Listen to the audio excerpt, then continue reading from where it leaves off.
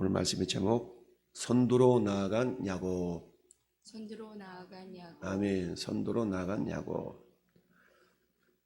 자, 우리 야곱의 인생이 우리 예수 그리스도를 믿는 하나님의 자녀들 인생과 많은 흡사한 그런 부분이 있다라고 말씀을 드렸고요. 야곱의 인생이 걸어왔던 수많은 사건 사고들을 우리가 생각하면서, 자, 야곱의 인생의 결정적인 두 가지 변곡점을 이룬 사건이 있었다라고 말씀을 드렸죠. 첫 번째 사건은 창세기 28장에 베델에서 하나님을 만난 사건. 다른 말로 말하면 하나님이 야곱을 만나 주신 사건이었죠. 그곳에서 하나님이 야곱과 언약을 맺으시면서 내가 나의 뜻을 다 이루기까지 너를 떠나지 않고 너 할아버지 아브람, 아버지 이삭을 통해 약속했던 그것을 너를 통해 이루겠다 라고 언약을 맺으셨죠. 야곱이 잠이 깨서 보니까 꿈이었고, 그리고 깨어서 하는 소리가, 야, 이곳에 하나님이 함께 하시거늘 내가 알지 못하였구나 라고 하면서 베고 잤던 돌을 기둥 삼아서 기름을 붓고 이곳이 하나님의 집이다 라고 베델이라는 이름을 지었다. 그리고는 어때요? 지팡이 하나 들고 이제 요단강을 건너서 외삼촌 라반이 있는 바단 아람을 향해서 나아가게 되었죠. 그 과정 속에서 하나님은 이미 천사들을 보내셔서 라반을 순적하게 만나게 하셨고, 그곳에서는 두 아내와 두 여종과 11명의 자식들을, 그리고 한 명의 딸을 얻을 수 있는 그런 은혜를 주셨고, 14년 두 아내를 위한 세월, 6년 자기 자신의 가업을 위한 세월, 이렇게 도합 20년의 세월 가운데 하나님이 야곱으로 하여금 거부가 되게 하셔서 가나안 땅을 향해 돌아오게 하셨다. 그런데 이 모든 과정에서는 하나님께서 아버지 이삭을 통해 하셨던 그 축복을 이루시기 위한 신실하신 하나님의 선하신 인도하심이 있었다라는 것을 우리가 살펴보았지만, 정작 야곱은 자기 형 에서를 속이고 아버지를 속여서 쟁취하였던 장자와 그 장자의 축복권에 대한 그런 모습 때문에 결국 형 에서의 눈을 피해서 도망자의 신세가 될 수밖에 없는 그런 모습이었던 거죠.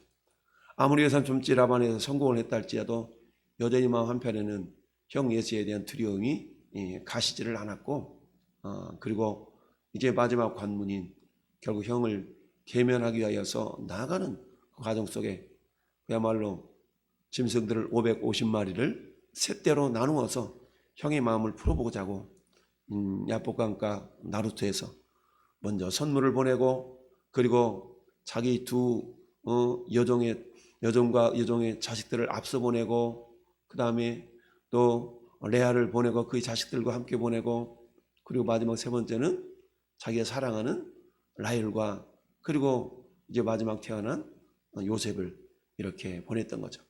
그러니까 중요도 순으로 보낸 거예요. 가장 중요한 사람은 나중에 보내고 이렇게 해서 보내게 되었는데, 그리고 홀로 남아서 어떤 사람과 씨름했다. 나중에 알고 봤더니 어떤 사람이 여호와의 사자였다는 것을 야곱이 깨닫게 되면서, 당신이 나를 축복하지 아니하시면 당신으로 가게 하지 않겠노라. 네 이름이 뭐냐라고 물으시는 그 여호와의 사자 앞에 내 이름은 야곱입니다. 자신의 정체성을 깨닫게 되었고, 그리고는 어때요? 우리 하나님이 이제 새로운 정체성, 너는 야곱이 아니라 네 이름을 이제는 이스라엘이라고 그러겠다. 너는 하나님과 사람과 겨루어서 이긴 자가 되었다. 어떻게 하나님이 사람에게 지겠습니까마는 그 야곱의 열정과 하나님 향한 끈질김을 하나님은 야곱의 승리로 인정해 주셨다라고 했어요. 이게 야복강가에서 씨름한 그 인생의 두 번째 변곡점이었던 거죠. 형을 향한 두려움과 염려와 여러 가지 근심 속에서 밤새도록 여호와의 사자와 끈질긴 씨름을 한 가운데 자기 자신의 정체성을 깨닫고, 그동안 자기가 속여서 쟁취했던 그 장자권이 그야말로 아무것도 아니라는 그런 사실을 깨닫고, 오직 하나님이 내 인생을 붙들어주지 아니하시면 내 인생이 아무것도 아니라는 그런 처절함을 깨달은 이 야곱, 그런데 그 상황 속에서도 하나님께서 그래 내가 너와 함께하고 있어. 네가 그동안 가졌던 이 두려움, 염려, 근심, 걱정 모두가 다 내가 이미 알고 있다. 이제 나한테 맡기고 네 형 에서를 당당하게 맞서라. 당당하게 영접해라. 라는 그런 믿음을 주었던 것이죠. 그래서 어때요? 그동안은 맨 꼴찌에 남아서 씨름하던 야곱이 이제 오늘 2절 말씀에 보니까 여종들과 그 자식들은 앞에 두고 레아와 그 자식들은 그 다음에 두고 라헬과 요셉은 그 뒤에 됐는데 야곱은 어때요? 3절에 자기는 그들 앞에서 나아갔다. 할렐루야. 그동안 맨 꼴찌에서 남아서 어떻게 할까라고 염려 근심하며 밤새도록 기도했던 이 야곱에게 우리 주님은 만나주시고 이제 야곱에게 당당함을 허락해 주셨던 것입니다. 그런 어때요? 혈혈단신으로 요단강을 건넜던 이 가짜 장자였던 야곱이 이제는 하나님의 은혜와 축복 가운데서 그야말로 바단 아람에서 엄청난 거부가 되어서 이제 하나님의 언약의 주인공으로서 진정한 장자로 하나님이 약속하신 이 가나안 땅을 너와 내 후손에게 주리라 하신 그 약속의 주인공으로서 이제 당당하게 형 에서를 맞으러 나아가는 모습이 오늘 3절의 모습입니다. 자기는 그들 앞에 나아가되 몸을 7번 땅에 굽히며 그 형 에서에게 가까이 나갔다. 겉으로 모습, 외적인 모습은 크게 달라진 바가 없는 것 같죠? 땅에 7번 몸을 굽히고 형 에서를 맞이하였지만 그러나 이 야곱의 심령의 상태는 전혀 다른 모습으로 변화가 되어진 것을 보게 됩니다.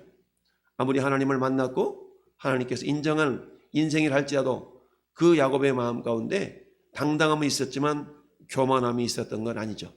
여전히 겸손하게 형 에서를 만나려 나갔는데 그런데 이미 마하나임의 하나님은 앞서 행하시면서 형 에서의 마음을 녹여 놓았던 것입니다. 에서가 달려와서 그를 맞이하여 안고 목을 어긋맞춰 그와 함께 입 맞추고 서로 울었다. 20년 세월 동안 이미 에서의 마음에는 여러 번 왔다리 갔다리 했겠죠.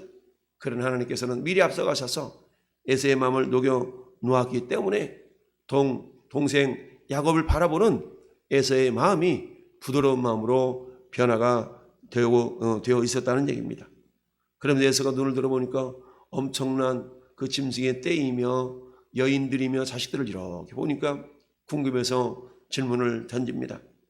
야곱에게 이들이 누구냐라고 물어봤더니 하나님이 주의 종에게 은혜로 주신 자식들이고 마누라들입니다 라고 했더니 그들이 쫙 나가서 어찌 보면 자기 혈통적인 큰아버지가 된 거죠.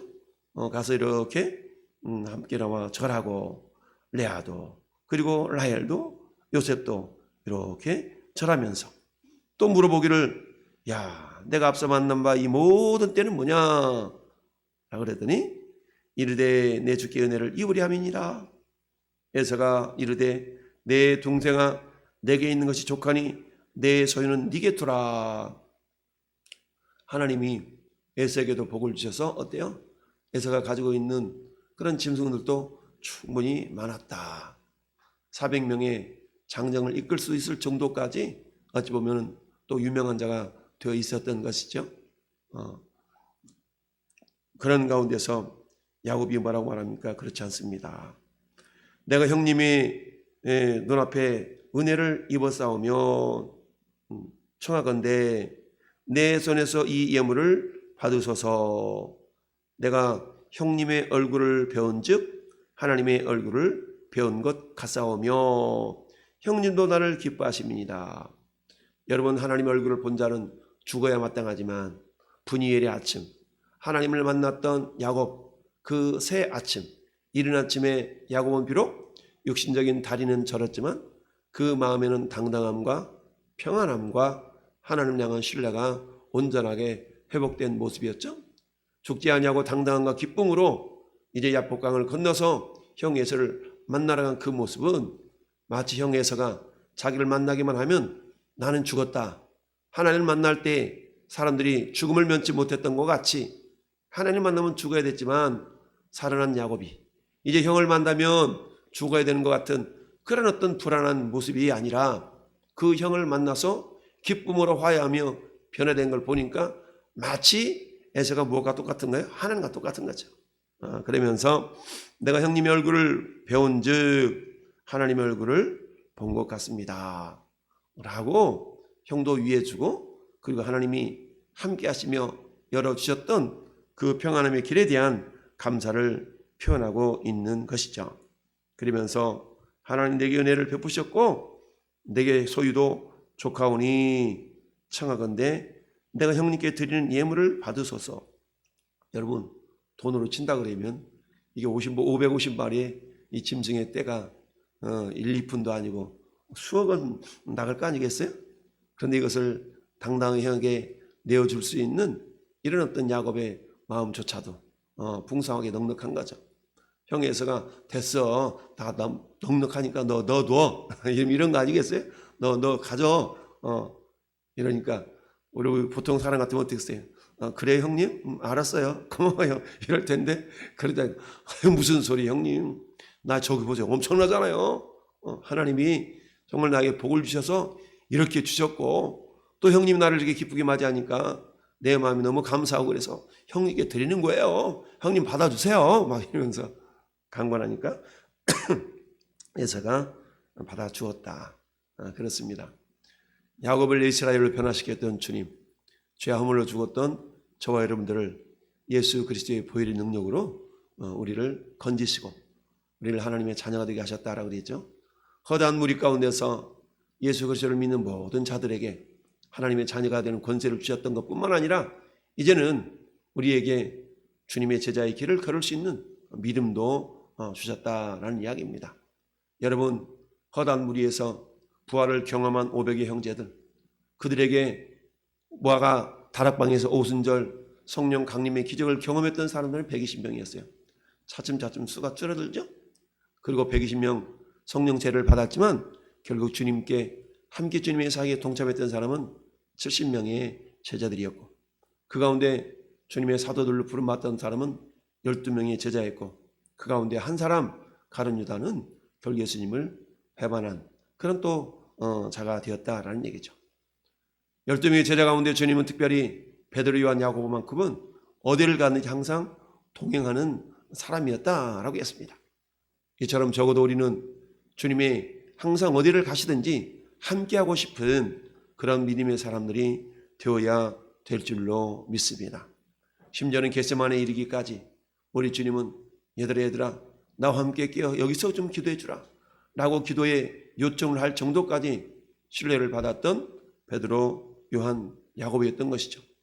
그러나 이 세 제자들 가운데 특별히 우리 예수님의 사랑을 가장 많이 받았던 사랑의 사도 요한, 이 요한이 궁극적으로 그야말로 허다한 무리 가운데 가장 정점에 이르는 믿음의 주인공이 된 것을 보게 됩니다. 결국 요한의 모습은 왕 같은 제사장들이요 라고 우리 주님이 베드로 사도의 입술을 통하여 베드로전서 2장 9절에 말씀하셨던 것처럼 이제 저와 여러분들의 인생이 이 땅에서 끝이 아니라 여러분 야곱이 엄청난 그야말로 부활을 이끌고 가나안 땅으로 귀환하게 되는 이 모습은 영적으로 보면 이 땅에 우리 인생이 때로는 야곱과 같은 여러 가지 환난과 어려움과 역경 가운데서 정말로 그런 점철되어진 그런 인생이라 할지라도 이제 언젠가 누구나가 다 우리 영원한 하늘나라에 이르게 될 때는 하나님이 천군 천사를 보내셔서 우리를 영접하게 된다라는 것을 우리에게 보여주고 있는 사건인 줄 믿습니다.